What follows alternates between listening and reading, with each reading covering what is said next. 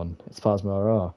I know it's been a while since you've heard from me, or just heard from me making tutorials in general, but I thought, why not throw my hat back in the ring? So, this tutorial, hello guys, for this tutorial I'm going to be teaching you about the roll chip, what you can do with it, and what it can do in general. So, what do you say, boys? Should we get into it? Hell yes. Alright, let's get it, lads. Here we have our roll chip. Now, if you want to find this, go into your MakerPen palette, go into your CV1 or the search bar in your palette, and type in roll or roll chip, and you'll find it right here.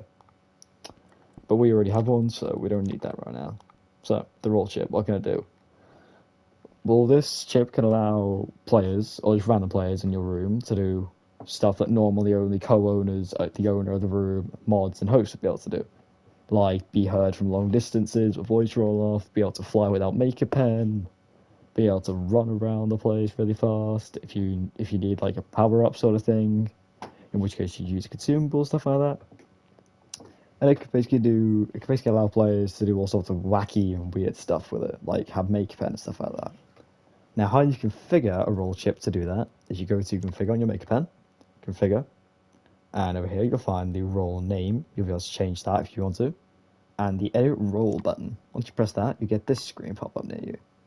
This is basically showing you all the settings you can allow a roll or not allow a roll to do. So, can the person with the roll move? Can they fly? Can they swap teams?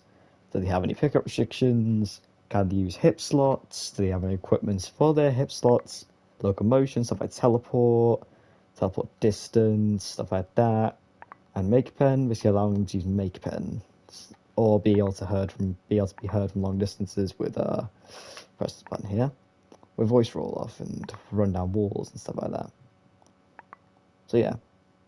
Now you're probably wondering, how can I make a player fly once they've bought something, like they bought a key or if they bought a consumable? Well, I'm going to show you how to do that now. Come on, me. Alright.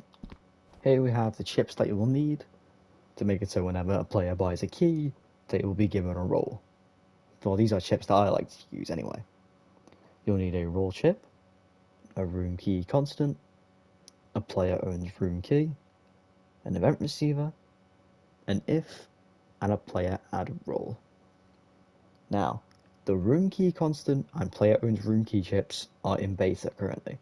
So to get those chips, you want to go to this room in your watch, settings, and scroll until you find allow creator tools beta content. This will allow you to use beta chips, or chips that are not currently fully available. For the event receiver, you're going to want to configure it to the setting update 30 Hz, just here. This basically means every 30 Hz or a couple of seconds or a couple of milliseconds, it will update and keep checking things. For the roll chip, we've named ours fly for now, but you can name yours whatever you want. You want to edit the roll and make it so the override is on for can fly and it says yes on the slider. So you want to do this. Override, yes. Because now the roll can fly. Whenever someone has the roll, you can fly. Then you want to configure the room key constant to a key, called whatever you really want it to be.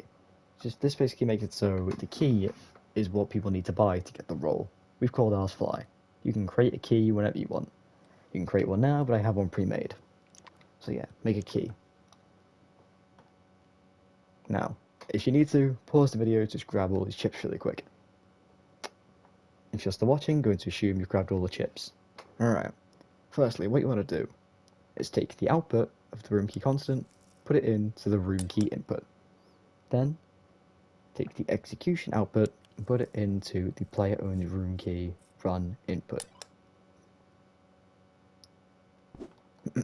After doing that, take the run output, put it into the input of your if.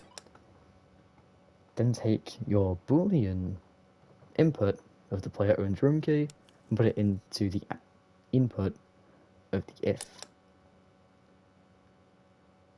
Finally, take the then output of the player add roll and put it into the execution.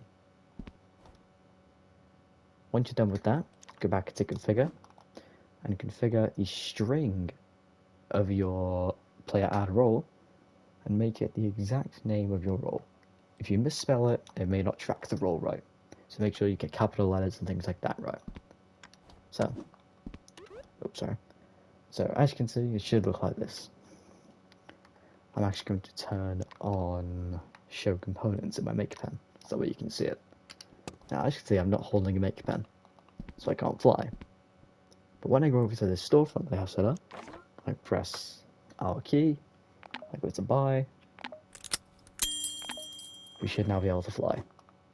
And just like that, we've been given the role because we bought the key. So now we can fly without MakerPen. That is just one of the many things players can do when they have a certain role. They can, like I said, they can run really fast, they can jump high. That's mostly for stuff like power-ups though, if you're making some kind of like runner game or you just need stuff for consumables in general. So yeah, that's basically that is the sorry, that's the basics of roles. If this video helped you at all, consider subscribing. And be sure to experiment with roles, because that's not the extent of them. So be sure to experiment. So yeah, this has been Plasma Ra. If this video has been helpful, then hope you have a good day. I'll see you in the next one. Bye. Editing Plasma here, I forgot to actually mention what works here, how it runs, so I'm gonna insert that here. So what happens is the event receiver is constantly updating, aka constantly checking if the player owns the room key. The room key being what this constant is configured to. So it's constantly checking if the player has the key, which is then running the if chip, which is then running the boolean, basically setting it to true or false depending on if the player has bought the key. If they have, it'll be set to true. If they haven't, it'll be set to false. If the value of this is true, it will then add the role to the player it should be targeting, which is the local player. So yeah, that's how the system works. Just figured that'd be helpful.